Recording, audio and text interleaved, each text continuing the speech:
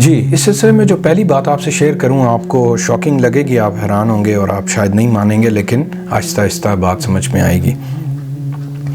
آپ کو بتاؤں کہ اولاد کو نافرمان بنانے میں جس کا ہاتھ ہوتا ہے نا، وہ پتہ کون ہوتا ہے؟ وہ پیرنٹس خود ہوتے ہیں۔ اب آپ کہیں گے یہ دیکھو اس کو، یہ کہاں سے کیا بات کر رہا ہے، الٹی بات کر رہا ہے، لیکن میں آپ سے عرض کروں کہ بہت زیادہ مشاہدات کے بعد میں اس نتیجے پہ پہنچا ہوں۔ مجھے بھی ان باتوں کا پتہ نہیں تھا، لیکن انسان پیرنٹس بنتا ہے، پھر دیکھتا ہے، پھر دیکھتا چلا جاتا ہے۔ آبزرویشن جو لوگ آن رکھتے ہیں وہ لوگ ان چیزوں کو سمجھ سکتے ہیں کہ اولاد کو نافرمان بنانے میں پیرنٹس کا اپنا ہاتھ ہوتا ہے، اور وہ اس طرح کی چیزیں کرتے ہیں جس طرح کہ جو کنڈیوسو ہوتی ہیں، جو انوائرمنٹ پیدا کرتی ہیں کہ بچہ نافرمان بنے۔ وہ میں آگے آپ سے شیئر کرتا ہوں وہ کیا چیزیں اور کیا کرنا ہے اور کیا نہیں کرنا، دیکھتے رہیے۔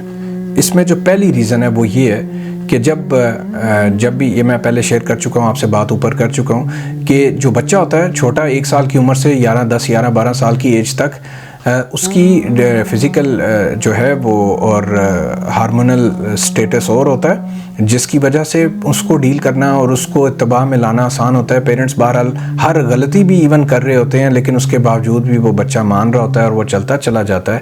پرابلم سٹارٹ ہوتا ہے جب وہ ٹین ایج میں 13 اینڈ پلس میں داخل ہوتا ہے، تب جا کے گڑبڑ ہونی شروع ہوتی ہے، اور اس میں بچے کا کوئی قصور نہیں ہوتا۔ اس کے اندر فزیولوجیکل اور ہارمونل چینجز آ رہی ہوتی ہیں، اور وہ ان کی وجہ سے تھوڑا خود کو عقل مند بھی سمجھنا شروع کرتا ہے، ذی شعور سمجھنا شروع کرتا ہے، اور وہ آرگیو کرتا ہے، اور اس طرح کی چیزیں ہوتی ہیں۔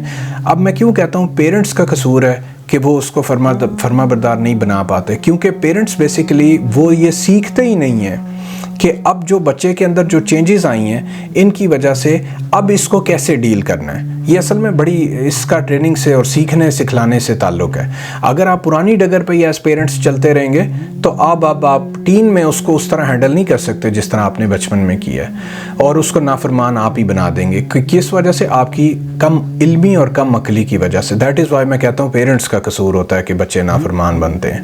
سو بیسیکلی اب آپ کو سیکھنا شروع کرنا ہے کہ کیسے اپنے جو ٹین ایجرز ہوتے ہیں ان کو کیسے ڈیل کرنا ہوتا ہے، اور ان کو کیسے پروان چڑھانی ہوتی ہے، اور ان کو کیسے فرما بردار بنانا ہوتا ہے۔